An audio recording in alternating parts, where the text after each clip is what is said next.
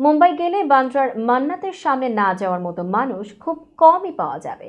শাহরুখ খানের বাড়ির সামনে প্রায় প্রতিদিনই দর্শকদের ভিড় লেগে থাকে। এবার সেই মান্নাত ছেড়েই ভাড়া বাসায় সপরিবারে উঠতে যাচ্ছেন বলিউড বাদশা। কিন্তু কি এমন হলো যাতে এই বিলাসবহুল বাড়ি ছাড়তে হচ্ছে কিং খানকে? বিস্তারিত ডেস্ক রিপোর্টে। সম্প্রতি শাহরুখ নতুন এক বিলাসবহুল বাসস্থান ভাড়া নিয়েছেন। জানা গেছে, মান্নাতের অভ্যন্তরীণ সজ্জা পরিবর্তনের কাজ শুরু হতে যাচ্ছে বাড়িতে। এই কাজের জন্যই খান পরিবার আপাতত পালি হিলসের বাড়িতে থাকবেন, যেখানে তারা 4 তলা ভাড়া নিয়ে বসবাস করবেন। নতুন বাসস্থানের ভাড়ার পরিমাণ বছরে প্রায় 3 কোটি রুপি।